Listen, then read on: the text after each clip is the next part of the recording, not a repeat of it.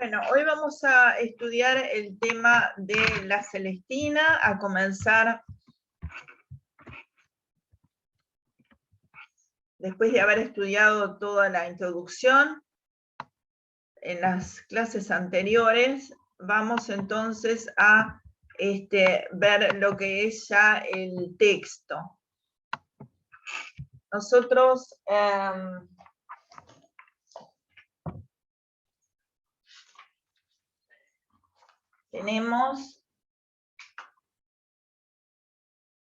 recuerdan entonces que para recordar en este primer argumento del primer acto, antes se decía auto en vez de acto. Entonces dice, lo primero que dice es argumento del primer auto, que antes entonces es lo que se dice acto. Habíamos dicho que esto en realidad era como un resumen de lo que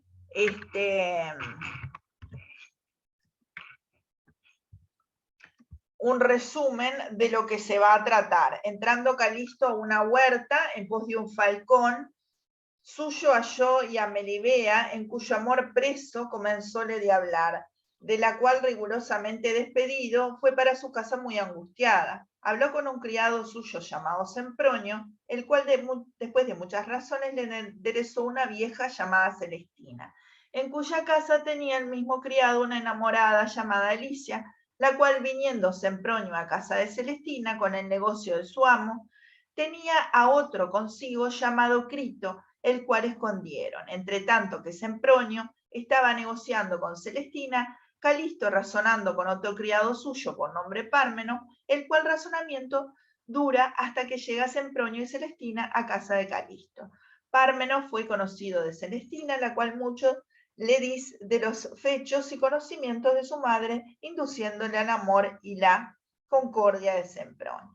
Bien, el propio Fernando de Rojas,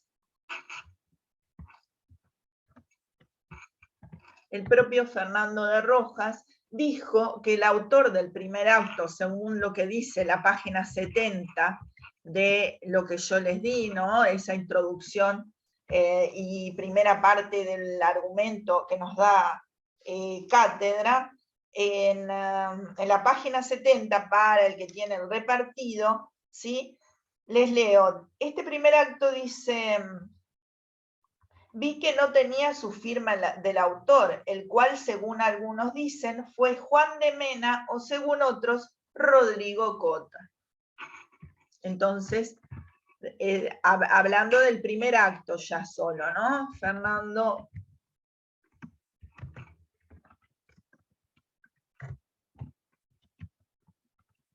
dijo que el autor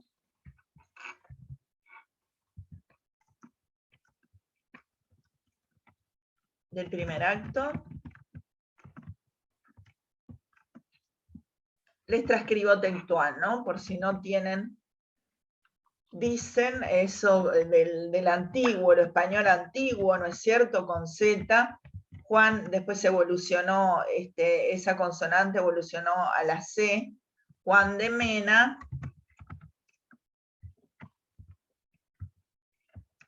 es, según otros, Rodrigo Cota.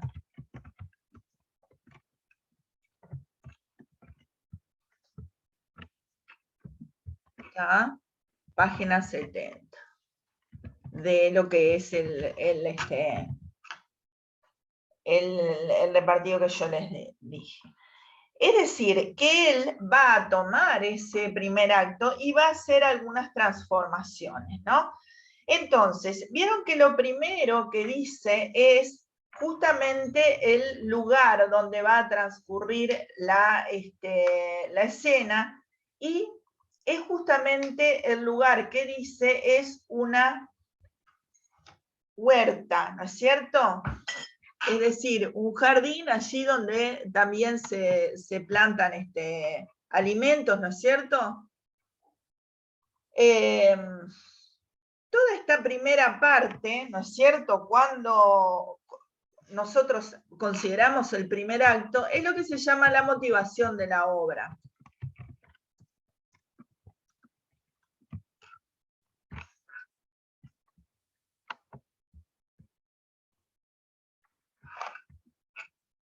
Es la parte de la obra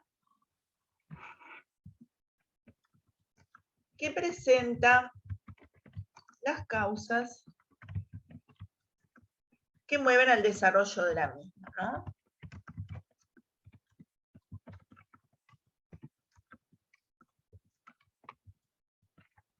¿Ah? Entonces, el lugar es una huerta. Parece ser que en realidad lo que allí se dice es que él hubiera cambiado de lugar por lo que es la conversación que ahora va a seguir. Aparentemente él cambió el lugar de lo que era una iglesia, ¿no? Y decidió trasladar el escenario por un jardín, ¿tá? Pero aparentemente, entonces, Fernando de Rojas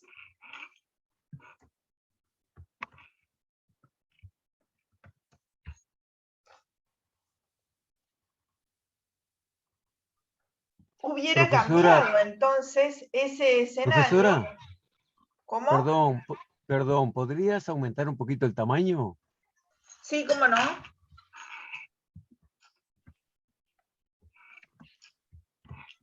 Enseguida.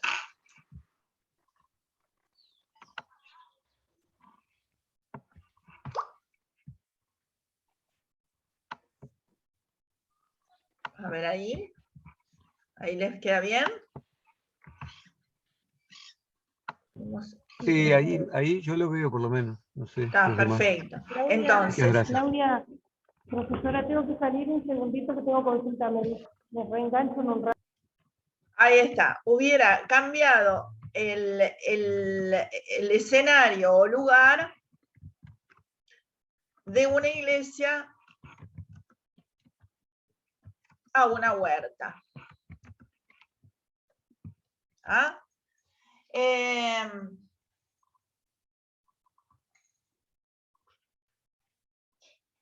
Vieron que él entra entonces en la huerta de Celestina, ¿sí?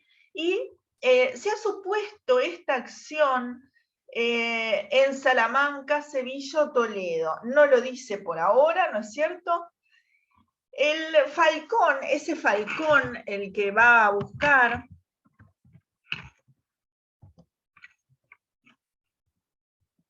es en español antiguo de el halcón. El fonema F evolucionó en H. El halcón, como ustedes saben, era un ave rapaz que se usaba para la cacería, ¿no es cierto? Es una ave diurna de gran tamaño, ¿sí? Y atacan entonces las aves y aún los mamíferos pequeños y servía para cazar. Es decir, que él está haciendo una actividad que era de las clases sociales altas, ¿no es cierto? Ahí nos estaría dando, por ese solo hecho, algún elemento ligado a la clase social. Entonces, él entra en ese jardín, ¿no es cierto? Y allí va a empezar la acción. Pero el solo mencionar el halcón es un símbolo, ¿no es cierto? El halcón, según el diccionario de símbolos de Cirlot, era un emblema del alma en el antiguo Egipto con sentido de transfiguración solar. En la Edad Media cristiana, según Pinedo, pudieron ser alegoría de mala conciencia del pecador. En el claustro de Silos se ven halcones desgarrando liebres, al parecer con dicho significado, si bien por el sentido simbólico negativo de la liebre, fecundidad, pero también lascivia, el halcón pudiera mejor significar la victoria sobre los instintos con el consiguiente desgarramiento. Esa lucha, de todos modos, se expresa mejor por el motivo mítico y legendario también frecuente en los cuentos folclóricos del Grifo, cuyas partes luchan entre sí, pareciendo ser como simultáneamente verdugo y víctima. ¿Tá? Es decir que este halcón es un símbolo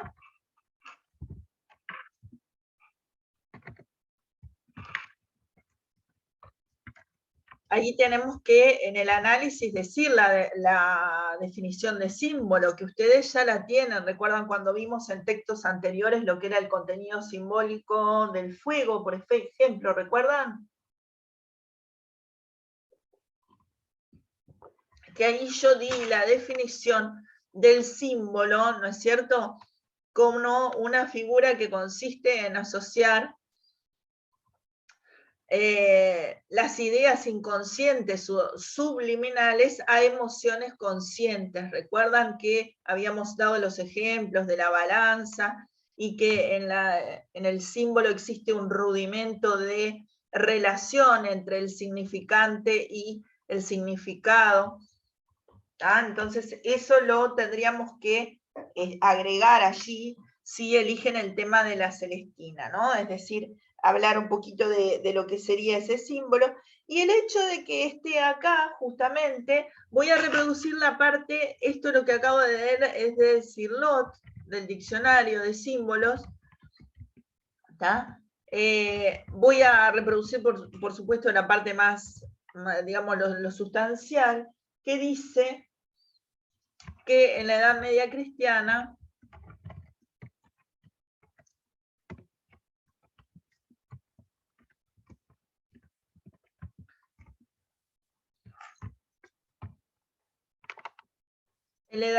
cristiana entonces se relacionaba a la mala conciencia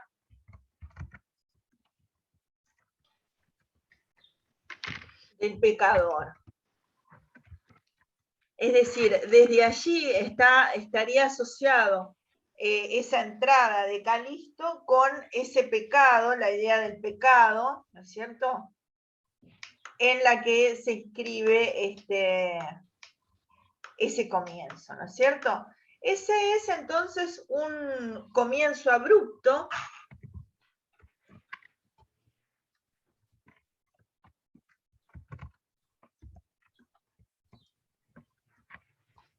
donde ese comienzo abrupto, vieron que ya entra, ahora vamos a empezar a leer. Recuerdan que, como dijimos, que para los que dicen que, para los teóricos que dicen que es una comedia, una novela dialogada, en este caso no habría ningún narrador, y tampoco narrador de absolutamente nada, eso es lo que es decir, en todo el texto, eso es lo que nos induce a pensar, personalmente, digo, la ligo muchísimo más a lo que es la obra dramática, ¿no?, que, es decir, y en este caso una tragicomedia, que a lo que podría ser una novela dialogada, porque no, hay muchos aspectos que ya estudiamos, como es poner el nombre adelante, que no coinciden, ¿no?, con lo que sería el género narrativo, que además tienes un narrador. Entonces, este comienzo podría entonces ser parte de una conversación ya comenzada.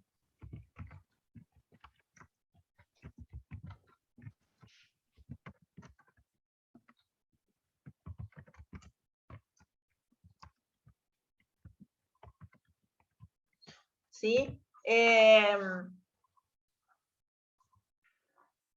Van a ver en esta parte dos personajes,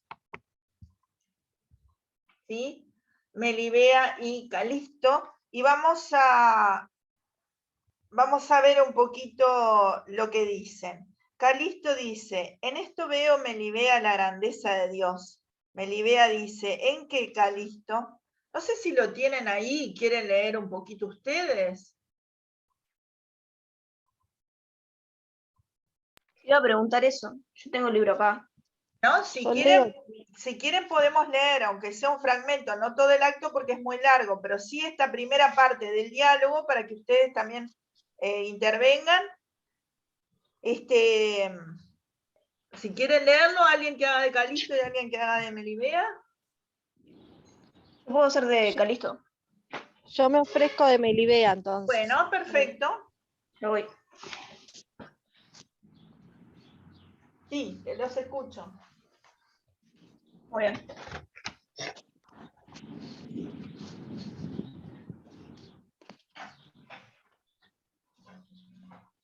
Ok. ¿Sí? En esto veo Melibea, la grandeza de Dios. ¿En qué, Ahí, ¿no? Calixto? Así está. En dar poder a natura que de tan perfecta hermosura te dotase, y hacer a mi mérito tanta merced que verte alcanzarse. Y en tan conveniente lugar que mi secreto dolor manifestarte pudiese. Sin duda, incomparablemente, es mayor tal galardón que el servicio, sacrificio, devoción y obras pías, que por este lugar alcanzar yo tengo a Dios ofrecido. Ni otro poder ni voluntad humana puede cumplir. ¿Quién vido en esta vida cuerpo glorificado de ningún hombre como ahora el mío? Por cierto, los gloriosos santos que se deleitan en la visión divina no gozan más que yo ahora en el acatamiento tuyo. Mas, oh triste, que en esto diferimos, que ellos puramente se glorifican sin temor de caer de tal bienaventuranza. Y yo, mixto, me alegro con recelo del esquivo tormento que tu ausencia me ha de causar. ¿Por grande premio tienes esto, Calixto? Engolo por tanto en verdad, que si Dios me diese en el cielo la silla sobre sus santos, no lo tenía por tanta felicidad. Pues aún más igual galardón te daré yo si perseveras. Oh, bienaventuradas orejas mías, que indignamente tan gran palabra habéis oído. Más desventuradas de que me acabas de oír, porque la paga será tan fiera cual merece tu loco atrevimiento. Y el intento de tus palabras, Calixto, ha sido de ingenio y de tal hombre como tú, haber de salir para perderse la virtud de tal mujer como yo. Vete, vete de ahí, torpe, que no puedo mi paciencia tolerar que haya subido en corazón humano conmigo el ilícito amor comunicar su deleite. Iré como aquel contra quien solamente la adversa fortuna pone su estudio con odio cruel. Sempronio, Sempronio, Sempronio, ¿dónde está este maldito? Y ahí hay otro personaje. Ahí está. Vamos a ver hasta ahí, es decir, ese primer diálogo de ellos dos, vamos a estudiar esto y después seguimos. Pero es importante que vieron que ahí entonces él empieza a llamar al criado y termina, digamos, esa parte. Entonces, vieron entonces que tenemos dos personajes en este primer diálogo, ¿tá? Dos personajes que son justamente los protagonistas, ¿no es cierto? Que son Melibea y Calisto. Melibea significa en griego la de dulce voz.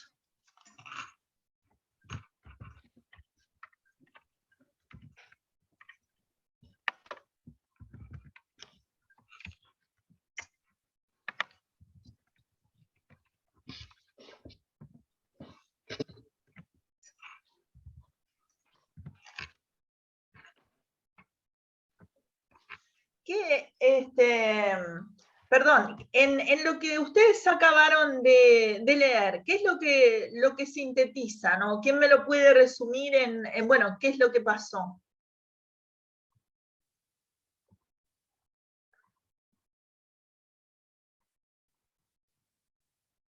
Sí, Elsa, digo Estela, perdón, decime.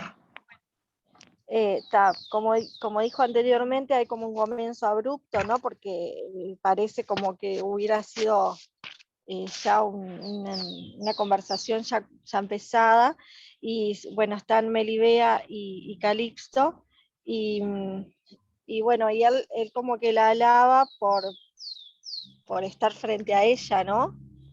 Y hay como una conversación ya dada de cierta complicidad, ¿no? Que eso nos da la pauta como que ya hay una relación anterior, porque hay cierta confianza y complicidad, y él, bueno, alaba a su hermosura, digamos, y ella como que lo incita también un poco a que él pueda seguir alabándola y bueno, ya como a aumentar esa complicidad, esa picardía entre los dos, ¿no? Eso es lo que yo por lo menos entendí. Sí, pero bien, la primera reacción de ella en realidad, por lo que acaba de leer, no es incitarlo, ¿no? Porque le dice, ahora vamos a ver palabra por palabra, pero le dice, por gran premio tienes esto, es decir, la primera idea más que nada es como de rechazo, ¿no es cierto? La primera Sí. reacción de ella. Como que se la tiene que ganar, de algún modo. Ahí está, ahí Que está. se la tiene que Ella, De esforzar. esta forma como que lo desafía también, ¿no? claro, Que ahí está. surge lo de siempre, ese juego que ocurre siempre, le da pie, pero al mismo tiempo lo reprime, como decía la compañera, la tiene que conquistar. Ahí está, es decir, la primera reacción de ella es de rechazo, ¿tá? Es decir, que como tema de este primer fragmento que hemos visto sería justamente esa primera conversación que puede haber tenido una anterior, por lo que acabamos de decir antes, por lo que yo dije antes, ¿no es cierto? Pero la primera, hay mucha alabanza de parte de él, pero ella tiene una primera reacción de rechazo, que ahora vamos a ir viendo paulatinamente por qué. Significa en griego la de dulce voz, ¿no es cierto? Es el personaje que se contrapone a Celestina por su pureza y su candor, ¿sí? Melibea es el personaje femenino que se enamora, ¿no? Luego, posteriormente, después de rechazarlo, se enamora de Calisto, ¿sí? Es seducida por las malas artes de la vieja, ¿tá? Es joven, es hermosa y de familia noble. Y, bueno, lamentablemente les tengo que hacer el spoil, ¿no? Finalmente decide suicidarse cuando, muerto su amado, ve destruido su mundo, ¿no? Su papel es de una víctima inocente que paga su vida el error de haber caído en las redes diabólicas de la magia y de la hechicería que propone la Celestina. Por otra parte, Calisto en griego significa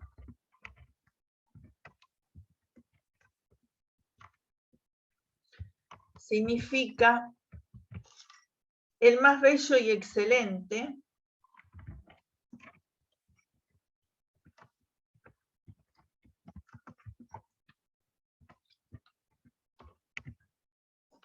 Esto según el diccionario onomatológico, que yo ya se los he pasado en varias veces, que es muy bueno, que se los aconsejo, de Serdoch y Gonda.